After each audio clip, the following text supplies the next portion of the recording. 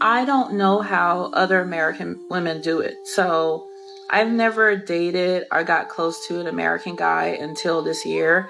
I'm 42, and before I was married to a Turkish man, and I had a Japanese fiance. I never had any type of trauma with those men. This woman is verbal ambient. I bet even her moans during deep strokes makes a man drowsy. The challenge with her is not keeping it up, so to speak, but staying awake. Buford, you listening? Now get this. Yes, my brothers. It seems that Ben Stein's love child can't figure out why she can't keep a man. Now, if you're watching this video while driving, I'm gonna ask you to open the windows and let some fresh air in to keep you at attention. Because if you're not careful, her hypnotic voice and ill logic might comatose you. But we march forward. I never was expected to perform wifely duties if there's no marriage or no engagement, okay?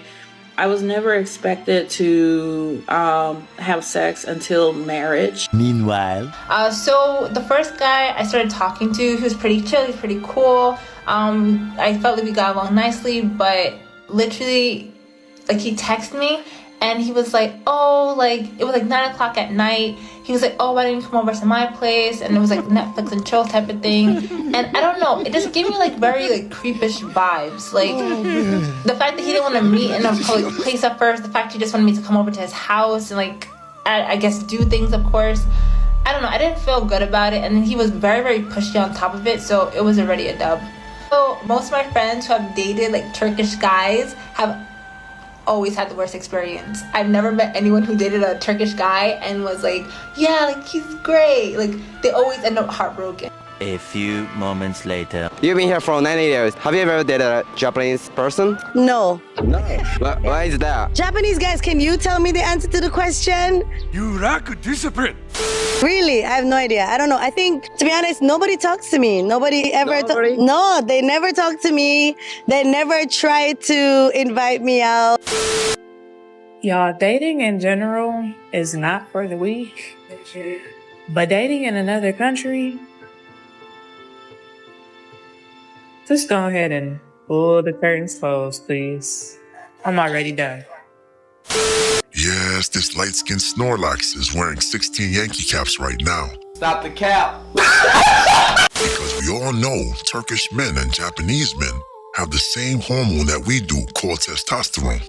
And trust me, most of them can identify a concubine from a woman with wife potential. That's why I know I've heard from good sources, of course, that they have some of the best brothels next to Dubai and Thailand. Well, I mean, if you're into that type of thing, you know.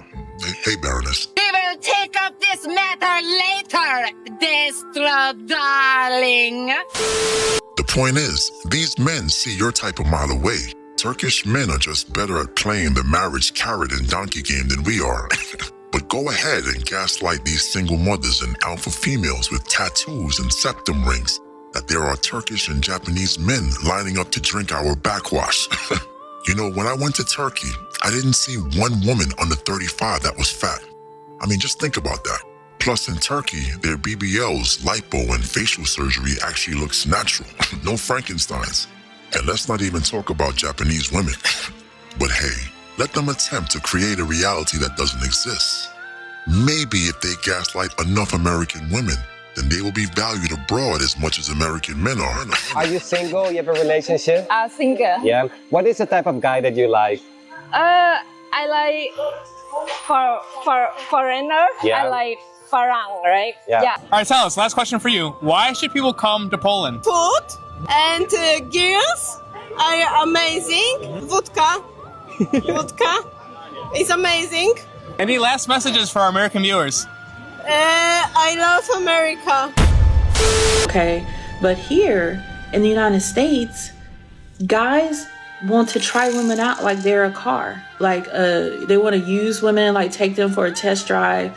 They're very comfortable with situationships, having children before marriage.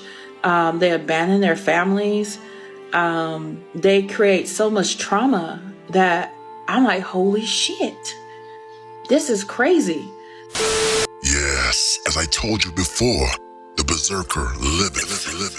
It's clear a large faction of men have purged themselves of the sin parasite that has affected our brains. We have finally admitted to ourselves that 90% of Western women are only fit for recreational usage at best, and we have rejected marrying or even cohabitating with hot girl summer veterans. No, we only see them as a vessel of pleasure.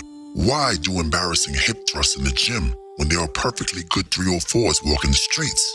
The modern woman will have to fix her reputation and brand before we think of them in any serious context, like the beef industry had to do after the mad cow disease outbreak. Yes, let these single independent earn back their cattle brand of compliance. That's another one of those double entendres right there, which means you better press the like button to appease the nosy algorithm. Future rests with Destro now. Yes, there are some American women out there who are part of the problem too, but actually American men, I feel like they're only as good as their options. And they're very comfortable with situationships and using a woman with no good intentions.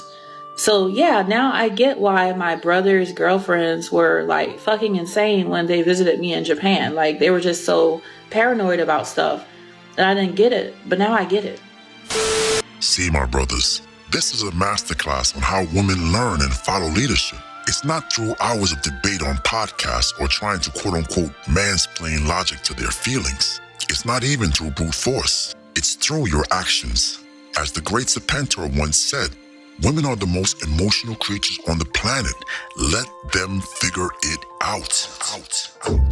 Stop explaining your actions. Just move with purpose and urgency. Put her skill of overthinking to work. Eventually, they will figure out that we will treat concubines like wet wipes and discard them as necessary. Chivalry is dead, so let us usher in the era of the berserker. And that's why we get no bitch, no money, niggas don't get nothing, because you see a beautiful young woman on her skates that need a seat, and don't none of these niggas get up for me. The chivalry died a long time ago, y'all, so protect yourself. That's right, chivalry is dead. So squat down and get your eagle on, because remember, I don't need no man. I don't need no man. I mean, maybe they're not doing it to be sexualized. Yeah. Twerking is sexual. Why else would they get on the table? Why can't a woman move freely as she wants on the table, because that's what she can do and have agency over her body? Are we doing all that banter now? Now look at Cosby's poor son in disbelief, watching this woman bend time and space to defend 304 activities. A dance where a woman bends over and lifts her rest of her body stays still. This, she argues, does not reek of sexual energy. You see, the modern woman doesn't even know when to mute the Jezebel inside of her, constantly pushing this message of hedonism to the masses. And then they wonder why men gag at the word commitment. Boys are afraid of commitment because they have nothing to offer. Boys are afraid of commitment because they have nothing to offer. You're welcome. No, I'm serious. I'm just serious. You know what I mean? So two girls are standing on the table and they're moving and they're shaking and they're lightly clothed. Okay. When did it become sexualized? When somebody else saw it and made it sexualized. But wait a minute. You didn't smash the bell and press the like button. Blasphemy. And although you will never be worthy of a monarch such as myself, the Lord Destro would suggest that you poor fools at least give oligarchy a try. So me, Lord Destro has spoken.